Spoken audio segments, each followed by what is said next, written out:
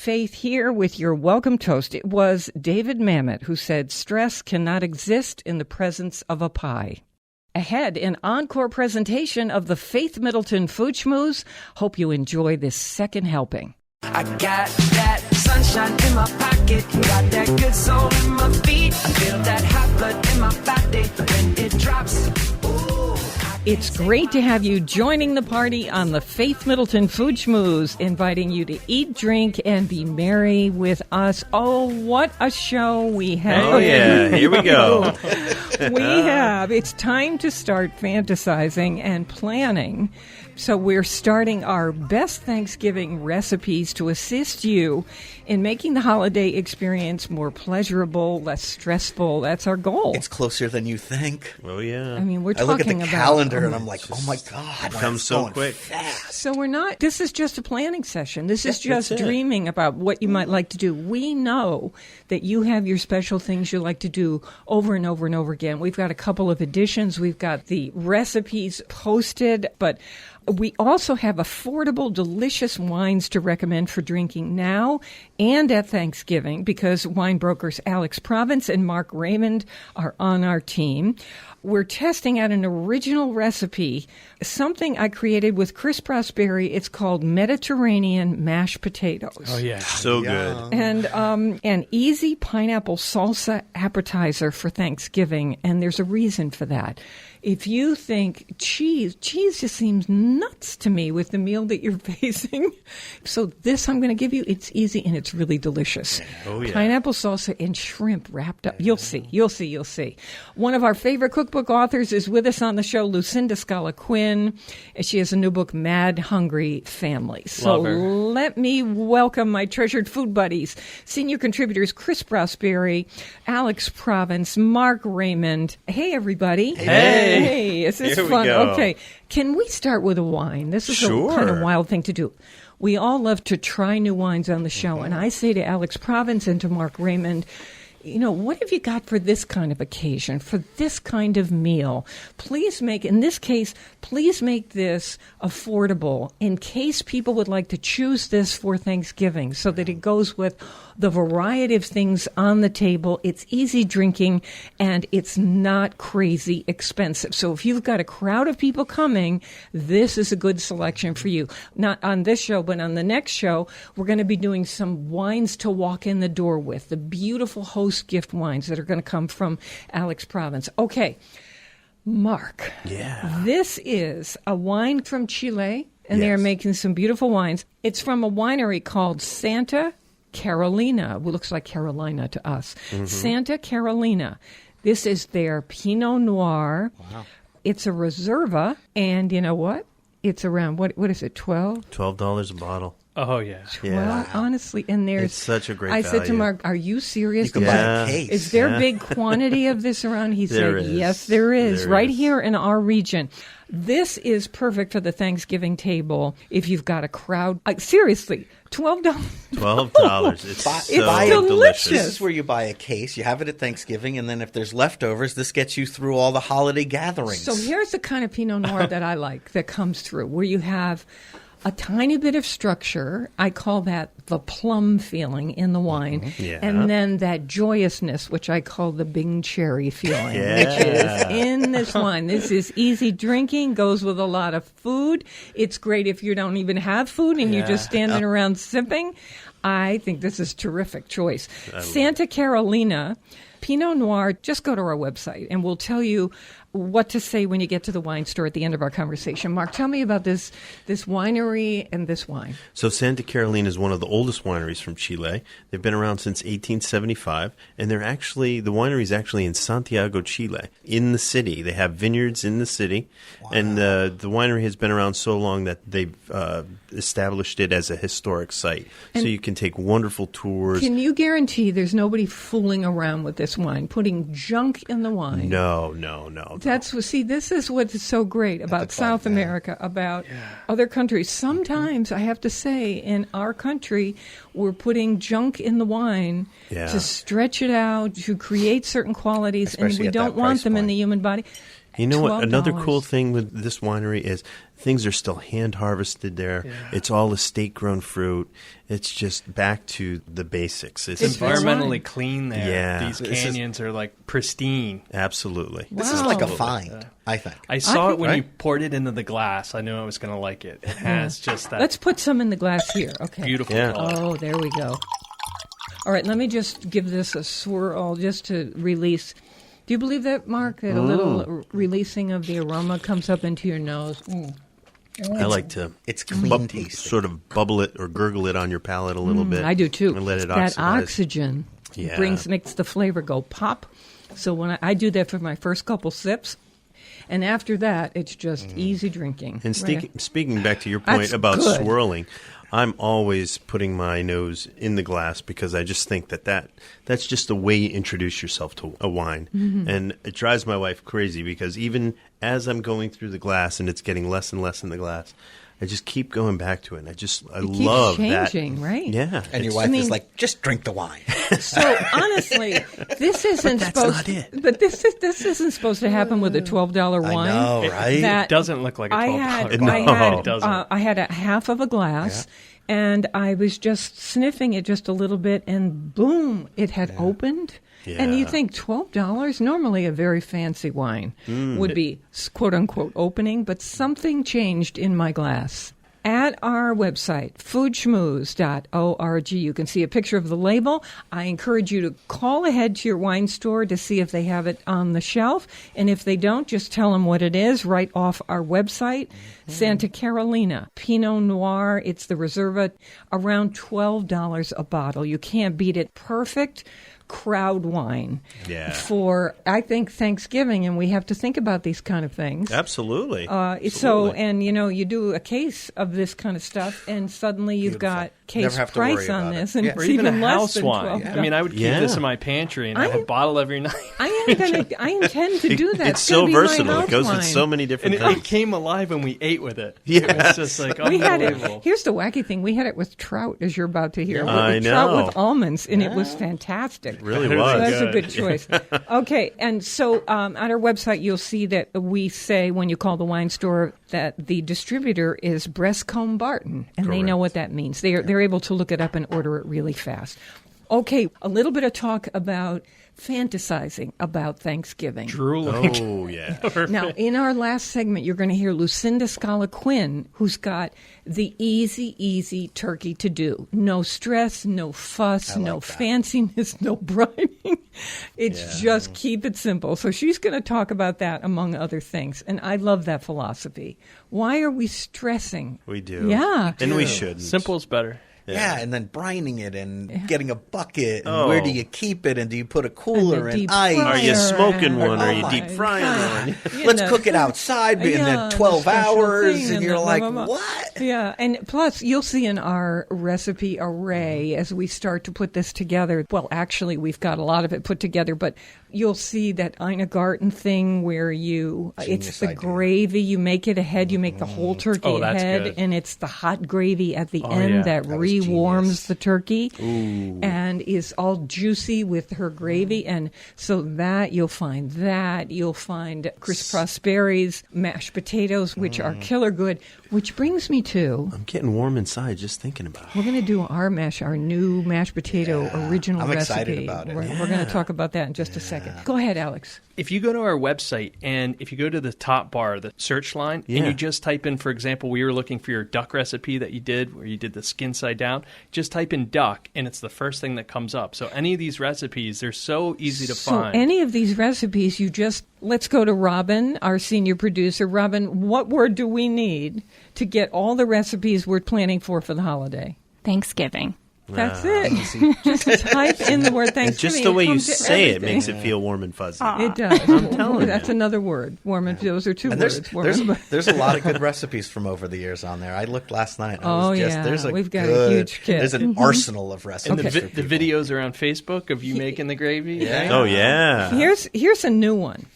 I got a philosophy about Thanksgiving and appetizers.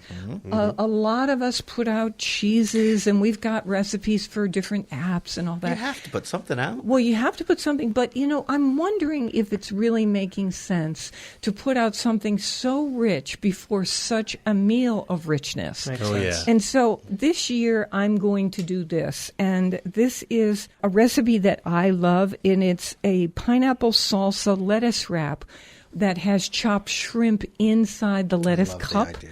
And you So put out a good. platter of these. You can eat many of these and still sit down to Are Thanksgiving you making dinner. them ahead of time? It's so easy. You make it ahead. That's the best That's the part. thing about it. So imagine this. You're going to make a salsa of fresh pineapple. You just chop up some fresh And that's pineapple. easy to do and get. Some chopped fresh cilantro. Some people hate cilantro, so I suppose you could use parsley. Yeah, or just leave it out.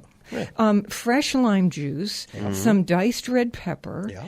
a little bit of a diced I jalapeno like that. pepper. That's a Yeah, little a little Well, zip. that's optional in case there are people you're going to serve who can't eat it. If you won't want the kids to be excluded, but I like it. A red onion that you dice up, a little bit of salt, and then shrimp. After you cook them, you just chop them up Yeah. because you actually don't need a whole shrimp for every bite. You could, Yeah. but you don't need to. No, I like the chopped up because it's part of the salsa then. Yeah. You all know how a salsa comes together. This is on our website, foodschmooze.org. In fact, the day before you're going to do my God, your yes. Thanksgiving dinner, you mix all the ingredients together except the shrimp in a bowl. You taste it to think, do I want to add or anything? Then you cover the bowl with a piece of plastic wrap and store that salsa overnight. The flavors all meld together.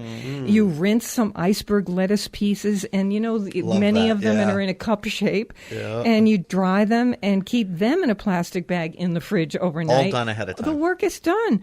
And then on the morning of the dinner, you just heat a pot of water, poach your shrimp for about a minute in that hot water, Yeah. take it out, Boom. chop it, add it to the bowl in the refrigerator, and then just before serving, you take out those lettuce cups, you take out the salsa and the shrimp, you stir it up, and you put in each cup a dollop That's of it. this shrimp salsa. Oh, perfect. Put it on a platter, Beautiful and tray. out it goes to And the people. colors, right? It's like it's just beautiful on colors. a platter with the lettuce cups. The red, the green, the orange. It's just really fun. Can we call this stress-free Thanksgiving this year? Sure. Stress-free. All our Let's make recipes it. should be stress-free, and this is the start. Because, again, make ahead, Yeah. easy ingredients, Yeah. very little labor, right? You got to chop some things. You do it the night before, no big deal. The longer this sits, actually, like you said, the flavors meld. It gets better. Yeah.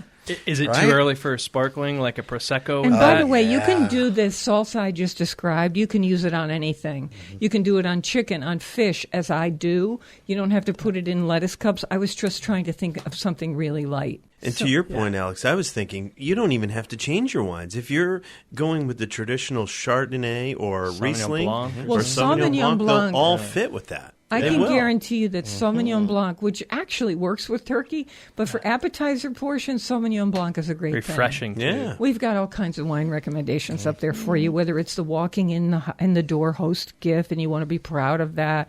We've got wines to drink throughout the meal, before, during, and after. We've got everything for And you. this new one, which is our find. Yes, this Pinot Noir. That's a good one. That's our find of the year right there. Foodschmooze.org. It's all up there. Okay, coming up, we have Lucinda Scala-Quinn, who was the food director for Martha Stewart and has stepped out in the years since on her own, and she is doing these cookbooks that are so good. She's a frequent guest on our show, and this is Mad Hungry Family. So if you've got a bunch of people coming over, even if it's not just your family, friends as family, this is how to whip together stuff in a really simple way. We're going to travel with almonds and how to do an easy turkey that will take the stress right out of it. She's just like, don't sweat it, She's people. unbelievable. I know. She's been doing Thanksgiving turkey for decades for friends and So family. she knows how to do it. Yeah. She's whittled it down to the simplest. Yeah, exactly. And on the other side of this break, we're going to do a recipe that Chris and I have created together. I was dying to try Mediterranean mashed potatoes. And so good. We have done it. And I think you would enjoy this. And by the way, if you're someone who doesn't have stuffing, boy, is this a substitute. But even if you do have stuffing, this is how to make mashed potatoes interesting, let me tell you. It's like loaded potatoes with all those Mediterranean flavors. We're going to tell you how that works. All right, more mouth-watering conversation and fun ahead on the Faith Middleton Food Schmooze. I hope you will make a charitable contribution to feed the hungry. We're online now at foodschmooze.org, and we'll be right back. I can make your hands clap. Said I can make your hands clap. Somebody save your soul 'cause you've been sinning in the city. It's the latest, it's the greatest. Mashed potatoes. The mashed potatoes started a long time ago with a guy named Sloppy Joe. You'll find the stance is cool to do. Come on, baby, gonna teach it to you. Mashed potatoes. Here's the groovy beat now. Oh, yeah, that mashed potato recipe is coming your way. Mediterranean mashed potatoes. Here's the thing I want to say. We have a free podcast for you, meaning you'll never miss a drop of pleasure. You just sign up for it once at our site, and then we automatically send you this show, our show, every week, so you can listen on your schedule. You'll see it just popping up in your inbox. You click on it whether you're in the car, like Chris Prosperi does, like a lot of people do, like I do. Also discover our delicious curated food, wine, events, cocktail recommendations. We love talking with you. And so we hope you'll stop by the site often and say hi to us. We're always online at foodschmooze.org. Schmooze like school, SCH. I'm with my treasured food buddies, Chris Prosperi, chef and co-owner of Metro Bis restaurant in Simsbury, Connecticut. Wine brokers Alex Province of Hartford and Mark Raymond of Wethersfield, Mediterranean mashed potatoes. Chris, let's talk about how we did this. All right, wait. I hope you don't mind me reading this, but I'm going to read this. You ready? I know. I don't know what Ding, to do. the phone beeps. Picture Chris in his kitchen working. Wait a minute. Is this grab another my email phone, scandal? And I get, okay, I'm having one of my invention things. Was sitting here thinking what potatoes I personally like with turkey. Ones with olive oil, butter, green onion, crispy prosciutto, and toasted pine nuts. It's wild, I know, but I think it could be good. and no, seriously, and that's how the idea starts. So I'm in my kitchen thinking, prosciutto and mashed potatoes. God, that sounds good. Yeah. And then and then it starts, and I text back, and she texts back, and then we come up with this great recipe. Yeah, we did. We had a good time going back and forth about that. And thank you for being so open to receiving my emails at 10, 11, and 12 o'clock at night. But you were in kitchen service? I was doing my work. I was, doing other stuff. I throw that out there, and then we go back and forth. Today on the show, all of us weighed in. I'm talking about Robin, Alex, and Mark, and Chris, obviously. So we came up with this Mediterranean mashed potato recipe that has, okay, help me on this, Chris, Parmigiano Reggiano, olive oil, and butter. Yeah, so we started with russet potatoes, right? And then we mashed them with sea salt, white pepper, olive oil, butter, and then we went back and forward with the addition of whether we should add just a touch, the teeniest touch of cream.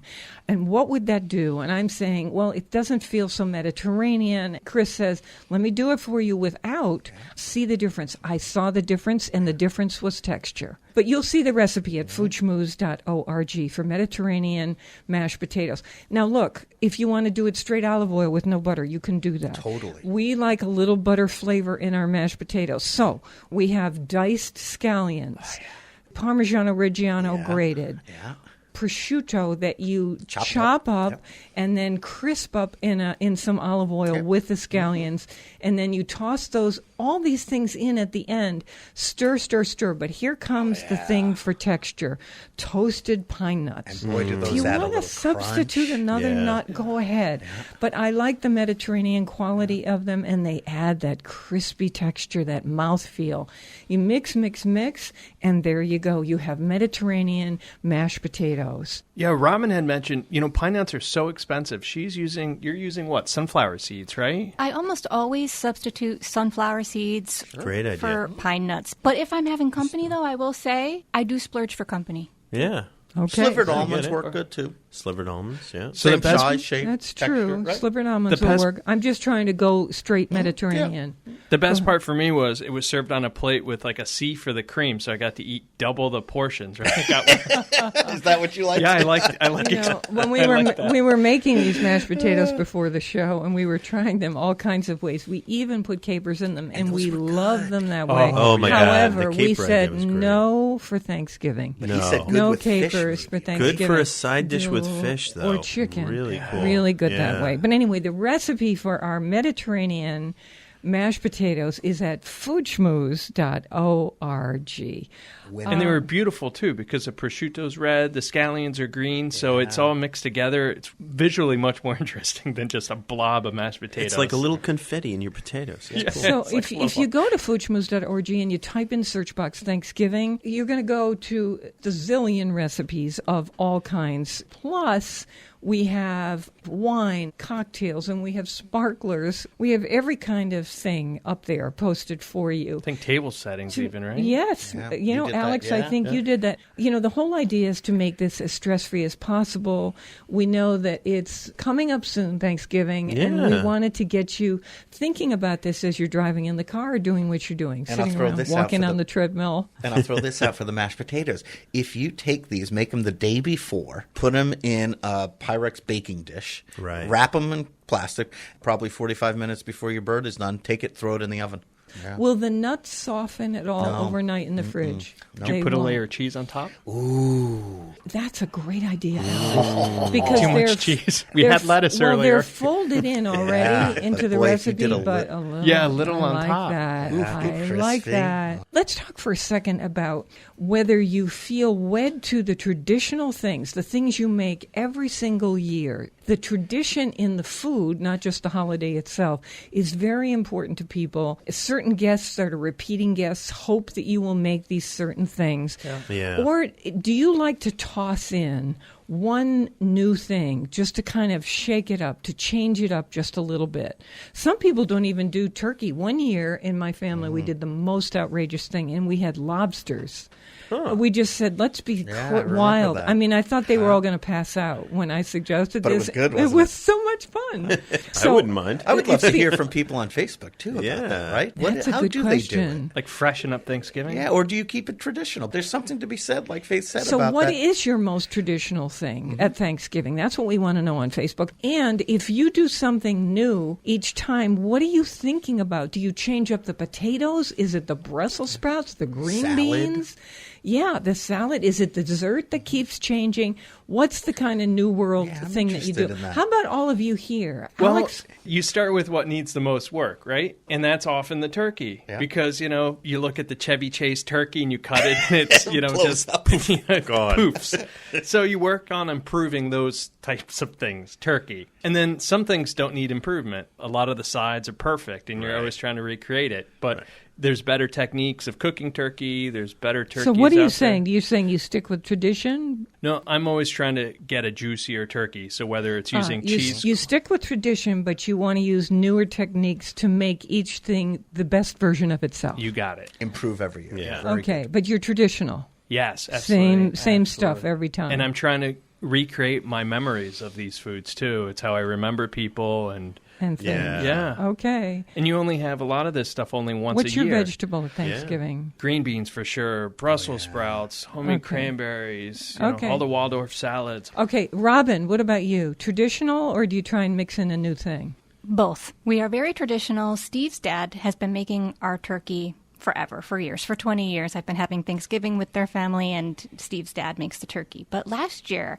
I visited my mom in Texas, and we ended up having a smoked turkey, like real deal Texas smoking. And good, I real have a good. little smoker at home, so I was thinking about we still have to have Steve's dad make the turkey because that's our tradition. But I would also like to smoke maybe a smaller turkey in our smoker and recreate the Thanksgiving turkey I had last year, which was one of the best I've ever had. No kidding. Oh, yeah. Yep. Because the smoky flavor adds so much Yes. to a turkey. It is was so good. awesome. Turkey is pretty neutral, I think. So, Smoking it it's helps. fun to do It things. does. Okay, and then your vegetables and all that stuff are all pretty traditional? Yep. Yeah. Sweet potatoes, Oh, yeah. parsnips. Potatoes. With We have a mash. marshmallows. No. Corn. Well, I'm the Parsnips. only one I who love eats the sweet parsnips. potatoes, so I actually just bake one for myself in the oven. I top it with whatever I want. So Butter, some marshmallows? cream. Marshmallows, yes. I knew It's it. like, I want the Okay, marshmallow. Chris I'm Prosperi. in a totally different category because I actually cooked Thanksgiving dinner for hundreds and hundreds of people. Yeah. Because for the past, 19 years, I've been doing Thanksgiving to go. And that is a huge growing group of people This is the that way to actually get all Probably the stuff is, yeah. pre-made that they just have to take home. The turkey is raw and dressed, ready to go in the oven, and all the sides are ready to go in the oven. So we have this conversation in our kitchen every year. Do we change the sides and the turkey, or do we keep it the same? Because this is our family now that Yeah. we're cooking for it. So And they're expecting. and they're expecting certain Yeah. things because that's why they keep coming back. We That's like a to- lot of pilgrims, Chris. It's a lot of pilgrims. do you so do? so we keep the turkey the same. We stuff the cavity with lemons and limes and fresh herbs, and we Dressing on the side. dressing on the side. Traditional? We do a cranberry stuffing. Okay. It's got cranberries in the stuffing. So that's pretty neat and different, and we've been doing that for years. But, every year we try to change one thing, and it varies every year. Last year we added bacon Brussels sprouts. This year, we're actually, for the first time, we're changing the stuffing. We're not going to do a cranberry stuffing. We're doing a sausage stuffing. And this year, we're adding a gluten-free stuffing. Nice. Because What we a don't good think the people idea. that, can't eat gluten, that they should not have the stuffing. Because for years, they've just been saying, And I can't have the plus, stuffing. You're just not going to taste the difference. Yeah. All right. We want to know on Facebook from you as you're listening. Please join the conversation with us and tell us, what do you go traditional with? And what's New World? Do you try to add in one new thing? Faith Middleton Food Schmooze on Facebook. Mark Raymond. So we always start with butternut squash bisque that I make, and yeah. it's demanded. I tried to not make it one year, and I almost had a revolt in my family. And on the Raymond side of the family, we're probably around 28 people. So we're more than one turkey. So whenever we do it at our house, we alternate years. Mary likes to mix up and do one turkey, traditional, brine it, salt and pepper, and then she'll take one and she'll put prosciutto and sage and butter under the skin. And then a couple of years ago, I did do a smoked turkey because we have a smoker. And I'll tell you what, Robin, that was the hit of the party. My cousin took every morsel of meat by hand off of the bones.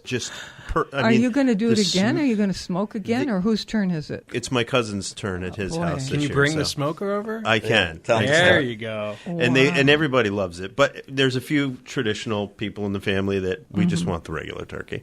The new thing that was kind of thrown into us last year, apparently one of my nephews really just doesn't like turkey, and he's been eating it for all these years. So my cousin brought a steak for her son last year, and I had to fire up my grill, and she cooked him a ribeye.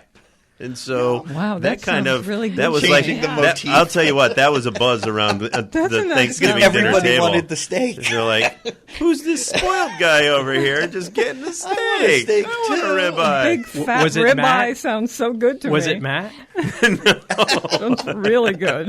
Well, So- in our house, I'm going to join my family at the Cape. My family lives in Chatham, and it's very Thanksgiving-ish around that territory. Oh, and, yeah. and so, the house smells great, and we start with the whole Italian service first, meaning the homemade ravioli from scratch, using Grandma Pinto's recipe, and on it goes. And then when that gets cleared away after that whole meal with sausage and brajol and meatballs, then comes the traditional turkey, though with an Italian stuffing.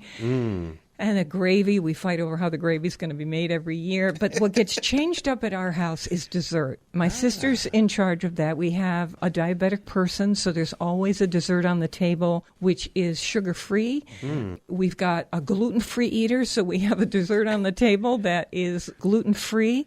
And then we have the whole rest of the stuff, and that's what changes. And so we sometimes dip into Ina Garten, and sometimes we get traditional pies. Yeah. You just never. it. When my sister makes an icebox cake with whipped cream every year, and Don't you keep so good. mayonnaise at the table? well, yeah, I ask my family, do they mind if I keep a jar of mayonnaise and Pepperidge Farm bread Oh, right there. to put the stuffing on with my turkey and Tableside. eat it as a sandwich instead of in the traditional Nice. way. Wow. I See, love now it. that to me, that's second course. I put the mayonnaise in a beautiful little dish, so no one objects. Does, it's does really anyone fun. else join in?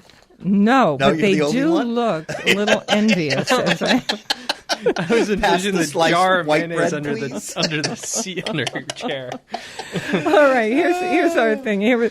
Oh my God, I love you people. Honestly, I just love you to death. So does anybody else do the second part of the yeah. Thanksgiving dinner where later on in the evening you make sandwiches? Oh, my God, with yes. American The cheese soup and the at hard night. rolls and American cheese. Where did that come from? What? I don't know. Where does that go? On the turkey? No, what we do is we take all the leftovers later, Yeah. and we start making sandwiches at about 7, 8 o'clock at night. Oh, With- of course. Yeah. With all like the pickle leftovers. relish, we right? eat it too. No, it's poppy seed rolls, Sure. right? Somebody has to bring those, and then there's American cheese, turkey. Sometimes there's provolone. Yeah. There's mayonnaise. Some Yeah. people Wow. want mustard, and sandwiches yeah. get made. Some people are throwing stuffing and cranberry. This is on the them. same night, though? Oh yeah. Oh, yeah. The same Hours day. later. Yeah. Oh, this is After dessert. This I is mean- this is after dessert. We sit down. We start playing setback for about an hour, And maybe watching 2. football.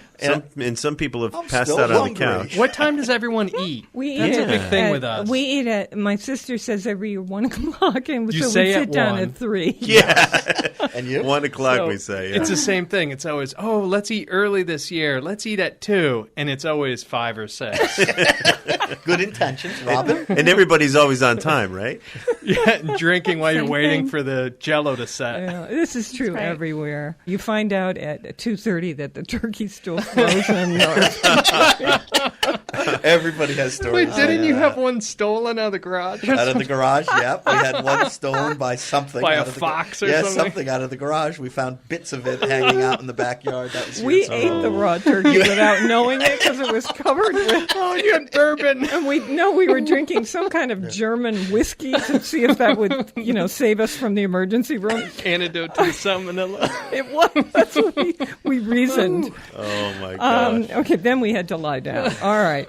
We love the local. Please support your local food growers and food makers for on-demand podcast delivery of the Food Schmooze Party every week, and to find terrific food, wine, cocktail, restaurant, hot topic, short fun streaming videos, and recipes we feature. We're always online talking with you at foodschmooze.org. Please continue the conversation about Thanksgiving tradition versus going modern at Faith Middleton Food Schmooze, and we'll be right back with turkey. Stay with us.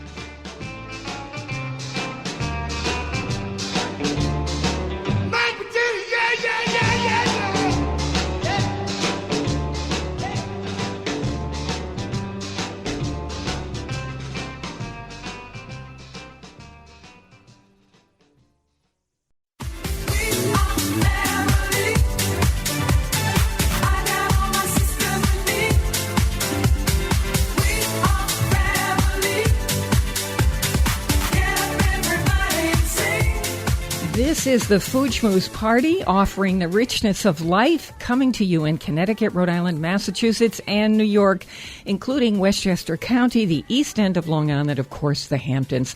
The senior producer is Robin Doyen Aiken.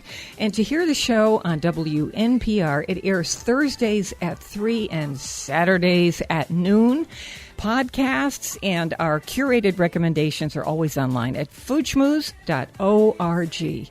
Of course, we're on Facebook, Faith Middleton Food Schmooze. I've been waiting for this. This is a guest we love, right, to have back on the show. Lucinda Scala Quinn. She is just so wonderful, so knowledgeable about food, has terrific recipes, did so much for Martha Stewart, and has stepped out into the spotlight on her own, and I couldn't be happier about that. So the book we want to talk about is called, she does this series, Mad Hungry. This is Mad Hungry Family. How do we get family or a small group of people on a weeknight over or a weekend? How do we throw a meal together without a crazy amount of work? That's what we all want right now. Totally. Okay, so Lucinda, have I summed it up? Welcome to the Food Schmooze again, I should say. Oh my gosh, you guys make me feel so good, and I'm so happy to be here again with you and the gang, Faith. Thanks, Lucinda. And I love that you are sympathetic with the mission, which is basically, how do you get the gang around the table? I think a big thing is you decide it's important to you. That's just the first thing. And you've got to go in for the long haul. And I feel like cooking at home for a family could seem like you're absolutely tied down and it's awful unless you switch your focus and you think of it as a lens through which to connect with the world and understand the world and have those in your family do so too. So this book has lots of great recipes that, just are so easy to pull off, big flavor, low fuss. But it really addresses the why also. There's lots of chitter-chatter about the why. And in a sea of cookbooks, I felt it was really important to really say, why would you do this? And at this point, I've raised 3 sons, all different kinds of guys. They all can cook for themselves. They're self-reliant. Yeah. And that was my goal. So I kind of feel like I have proof of concept. Yeah, Right. you're your own little focus group there. Yeah. Mark there you Raymond, go. I want to pull you in on this because let's talk family dining. Oh, I get this whole idea. That's big for us. We've got a 15 and a 12-year-old, and that's our time where we get to actually kind of get in each other's lives and figure out what's going on and what's happening. It's just a perfect time. I just have to jump in because I feel like at that age it can be such a fraught age and they might not want to talk to you, but they're going to want to eat and they'll talk to you about that. And then next thing you know, the conversation busts open at the dinner table. Absolutely. And there's always that, you can tell the day by when they sit down and they're really trying to get through that meal quick. And so they can get back to homework or whatever else they want to do, and you just kind of find ways to put a couple other things in front of them and keep them engaged and just find ways to open up. Food is definitely that venue. So before we get to the dish we just made on the show that we loved, and by we, I mean Chris Prosperi made it for us. We ate it. We ate it, and loved it, Lucinda. And it was your trout with almonds. It's so easy, and we're on the show. We are huge fans of trout. It's an inexpensive fish. It's delicious. And as long as you know where your farm-raised trout is coming from, or maybe you know somebody who catches it, so easy. Ask for this at your fish market. You'll just be stunned that it's not $20 a pound. Yeah, and the other thing is that the farm-raised trout in general, they have their practices of sustainability are some of the best. And I think of it as like a gateway fish. In many cultures we're used to fish and many we're not. And every single fish recipe in this book is all about engaging the non-fish eater. And, hence with this, using some brown butter that's nutty, using toasted almonds, right, and really getting that sort of crunchy, yummy, savory flavor. And then I always put a little milk on the trout before I do anything else, because any tendency towards, in quotes, fishiness that somebody might be adverse to, that takes the edge off of it. And that's the whole reason I do it. Isn't that, it's one of those, it's like a chef trick where you do a particular thing because it really does taste neutral, and then you put this yummy sauce on it with beautiful texture in the almonds. So, Chris, you made this for us. It's almost too easy. I was just going to say. I kept looking at it going, there's got to be more to this somewhere. Where's the How it came together. Go. Yeah, you take the trout and you put in 2 little bowls, milk in one, and then the flour and the seasoning that goes in the flour, which is a little cayenne and salt, in another bowl. And then you go from the milk to the flour and then into the pan. Okay, and a little bit of olive oil in the butter, pan. yeah. And a little butter, bit too. of butter for flavoring, though.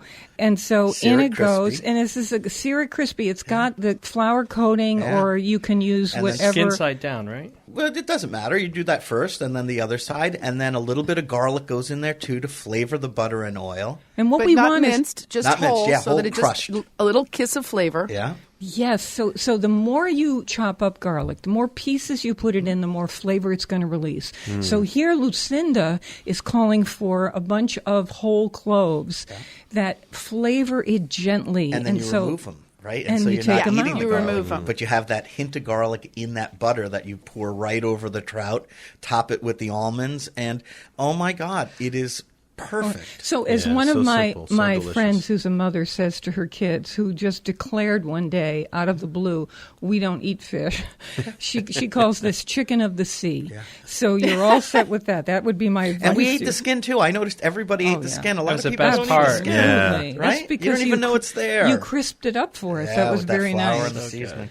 The older I get, the simpler I want to be, and it's really just about those techniques, right? Where you take a little edge off with this, kiss it with the garlic without too much garlic. You just employ a few little techniques, and then you can do less, and that's the whole point of all the recipes in this book is big flavor, less fuss. Here's the thing that I wanted to get to before we do your version of turkey, which is the simplest version, and I love that because there's so much going on at Thanksgiving or whenever you use a turkey for a party spread. You want to keep it simple. What's the point of being nuts about the turkey? It's kind of a neutral item anyway.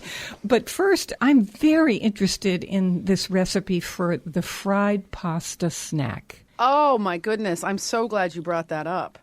That's talk about simple. I mean, being Italian, there's always a pasta, 1, 2, 3 nights of pasta a week. It's either on the side, it's in the main event. I like For that. sure. But For sure. early on, one of the quickest things that I could do was take leftover spaghetti, let's say, with a little bit of sauce, sort of tamp it down in olive oil in the cast iron pan, not too high so you don't burn it, and then just cook it long enough so you get like that crust on the. Think of like the Oh, my crusty God. edge of lasagna. You know, that Yeah. little edge that's there. The Yeah. whole thing's like that. And then I flip it over and it just is literally like a pancake. And I cut out a wedge and serve it with grated Parmesan, and I'll peel a carrot or, a cucumber. And that was my in a hurry, super fast meal for the family. It still is, or snack. And it's the thing that is like, again, it's love it. 2 ingredients. My family goes insane for that. Really, still, huh? Oh my gosh. And You you're know- repurposing a leftover, which people that I They- talk to you know- always have a hard time. What do I do with the leftovers? With my brood and group of people eating in my apartment, I don't ever have leftovers. And if I do, I'm delighted, and I usually just fry an egg on top of it. However, this dish I have to actually make so that I can do this. It's just one of those ahas. You do this long enough, as you know, Faith, and you just pull those little tricks out of your back pocket, and that's what makes the difference. And that's what helps people have confidence. If you're that little voice in their shoulder just saying, hey, come on, you can do it. Here's how. And it's not hard, and it's easy. That's exactly what we love about you, right in a nutshell, that you value that. Lucinda Scala Quinn, she also values flavor. She wants your Yes. stuff to be delicious. Lucinda Scala Quinn, and she's author of this new book, Mad Hungry Family, 120 recipes to feed the whole crew. So in our family, by the way, there's a recipe called stupid chicken, and my sister makes it. And when our dear family friends from Italy, where they're these big fancy fashion guys, when we went to see them, they said to my sister, please, can we just have stupid chicken? So I think your fried pasta snack is always going to be that for your kids, I bet.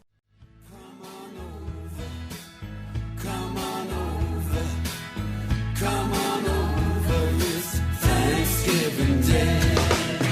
Come on over, come on over, come on over, it's Thanksgiving Day. Let's go to your straight talk turkey. This serves 10 to 12 with leftovers. You don't brine. You don't babysit. Yeah, I was going to say, No. where's the 5-gallon bucket and the cooler and Yeah, the and the liquid deep going fryer on, and the and deep the- fryer and the 10 pounds of peanut oil. And, The injector. Yeah. yeah, the injector. That looks Okay. scary. That is scary. Here's where the straight talk comes in. So for 30 years, I've been cooking Thanksgiving at home. And for half that time, every year when I was the food director for Martha Stewart, we had to come up with new ways to do turkey. And that meant you were cooking 10, 12, 14 just to figure out which way to have it. So I think it's fair to say that I've probably made and eaten as many turkeys as anybody could really do. And again, in keeping with the thought of getting older and wiser, I thought, my goodness, everything is on that plate. What, you have like 8 or 9 flavors on that plate. Why does each thing have to be so complicated? When you put it all together, it's like a happy party anyway, even if you do nothing to it. And I also found that it didn't matter whether it was a cook in the kitchen, in the test kitchen, it was my friend, my mother, anybody comes around again once a year and they're kind of like, oh, wait, what's the temperature? What do I do? How big is it?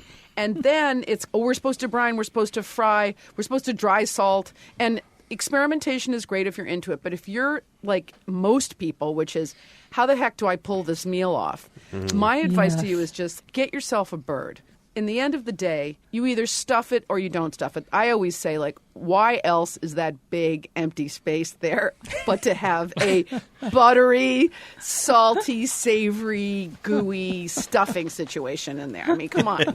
It's like made for it. And I mean, and all these turkeys, what, like 60, 80, 100 turkeys, I know there's, as long as you cook it properly and you check the temperature, all the people that are scared of stuffing in their turkey, I just encourage you to rehab that idea. I think you'll be fine. Yeah. But can I say, doing the opposite thing, I love what you do. If you do the stuffing outside the turkey, that's your privilege and pleasure. You say to stuff the cavity with an orange, lemon, onion, garlic, and a few herbs. Tie those legs up, put it in the roasting pan. You can rub the skin with some oil, season with a little salt and pepper, and that inside cavity, those citrus flavors are going to infuse the meat, aren't they? Yes, and let's face it, the bird cooks quicker.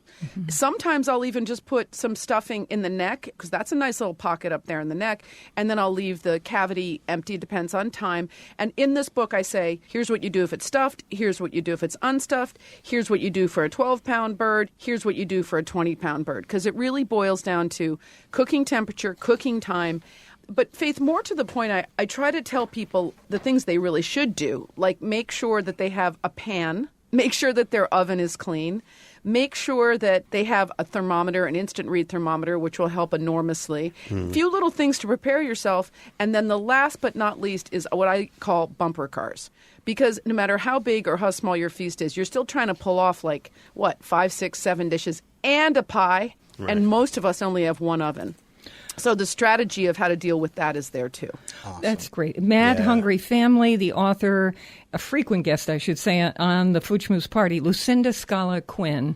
120 recipes in this book. And we have that turkey recipe up on our site, foodschmooze.org, where we talk about the book. We have the trout with almonds recipe that we just enjoyed. Thank you, Chris. And thank you, Lucinda. It was delicious. And that's also at our site, Food Schmooze, spelled like school, SCHMOOZE, school. foodschmooze.org. Quickly, I wanted to get to buttery spiced poached pears. For people who feel at the end of a Thanksgiving meal, I quit. I just can't do anything else. And in our family, that means we all, as a group, whoever's at the table, we go for a walk. Provided people can walk, but we go for a walk. Roll. And then, yes, we roll down the street together, and then we come back in, and dessert comes out. But no matter what, if you want something very, very simple, or for any party you do, dinner party, this is so easy. Buttery spiced poached pears. I love pears. Yeah. Oh, God, this time of Oh, year. they're so good. It's fall. And the thing is, this is really, you're putting a little bit of a liquid together. You're peeling your pears. You're sticking them in the liquid. You're cooking 8 to 10 minutes. And then what I love is just to whisk a little bit of Greek yogurt with honey and dollop that on top. And it's sweet, it's savory, it's salty, it's all the things that you want. And it's so darn simple. And I'm with you. You know, I have a difficulty sometimes at home. Like after a huge meal, it's like, okay, where's dessert? I'm like, could we just take a breather here, please, people? How about a little nap? Yeah, and the other great thing about this recipe is you can pretty much do it any time of day. It's a lovely brunch dish. It's a lovely dessert dish. And again, I'm all about multi-use, multi-purpose, just trying to make it easier for us home cooks to really be able to get in there and enjoy it, Faith. I mean, really, that's what it's about in the end of the day. When anything is happening for me, whether it's birthday, funeral, every single day, doesn't matter. When I step in that kitchen and just start chopping the onion, I just feel connected and rooted and like I'm in a safe haven. Well, in this book, meat section, chicken, eggs all day, seafood, what should be in your pantry, vegetables, killer salads, holiday meal circuit, as we've discussed, and speed scratch sweets, just like the one. By the way, the buttery spice poached pears at our website with information about this book at foodschmooze.org and lots of other recipes, too. Our guest, just love her, Lucinda Scala Quinn, and her book is called Mad Hungry Family.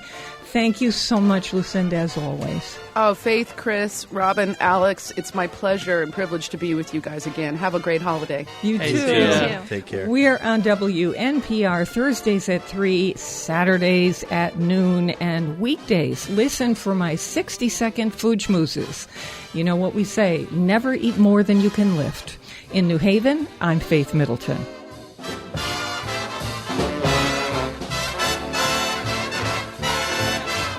Everybody eats when they come to mind. Hey, thanks for listening to the podcast on your schedule. And when you need a little more party in your life, we're here online at foodschmooze.org. And we hope you'll talk with us on Facebook. We're at Faith Middleton Food Schmooze.